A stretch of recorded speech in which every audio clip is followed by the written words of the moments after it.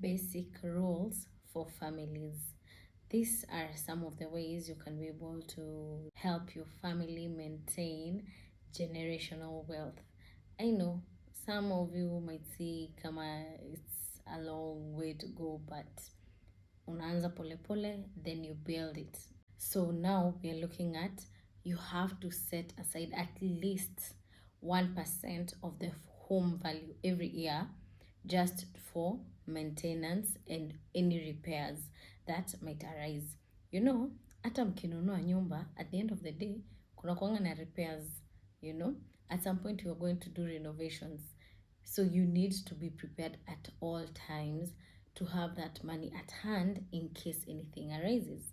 And that's why we are talking about at least you putting aside 1% of the total value of the home. Okay.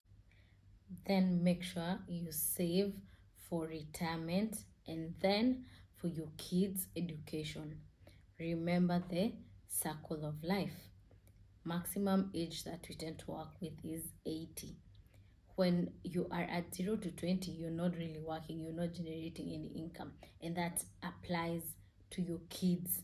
At that time, nothing is really going on in terms of finances. So you need to be prepared for that. But you also have to plan for retirement at the same time. Usingoje. Start with as little as you can. Because at the end of the day, do you want your kids to be your retirement plan? I don't think so. As we continue to talk about your kids' education, make sure that you take up plans that will cater for that. Either an investment or a plan that takes care of risk. You have to balance between the two. Because at the end of the day, you never know. Na utaki mtoto wako abaki kwa mata. You want, at the end of the day, in case anything happens, they still go back to school. And their lifestyle does not change. I don't think kuna mzazi anataka lifestyle ya mtoto wake ibadilike. But you have to plan. Planning is very crucial in everything. So usipojipanga, then your kids will be in trouble. So as much as we're talking about you putting money aside for your kids, in terms of education, how much exactly are you supposed to put?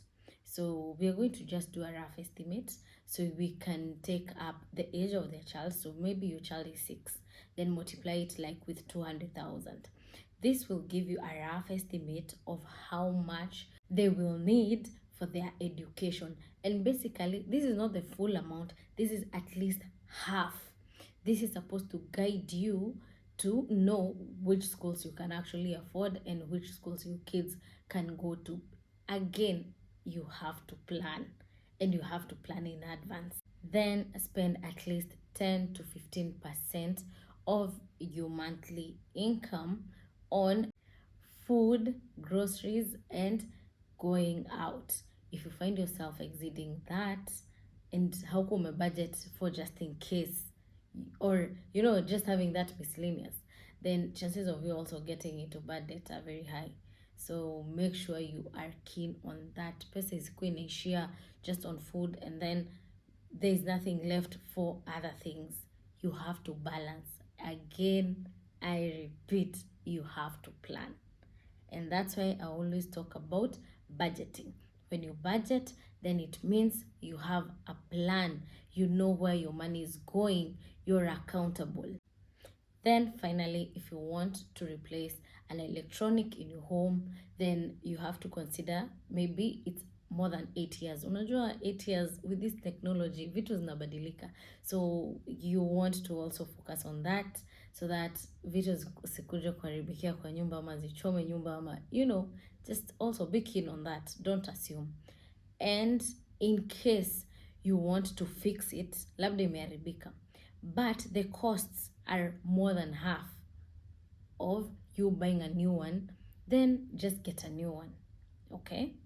So guys, please budget. Like lazima budget. You must have a plan for your money. If you don't have a plan for your money, that just know, maneno ya generational wealth, maneno ya kukuwa in bad debt, ndio hizo tu zinakufuata. Okay? I hope you have learned and I'll be seeing you next time. Bye.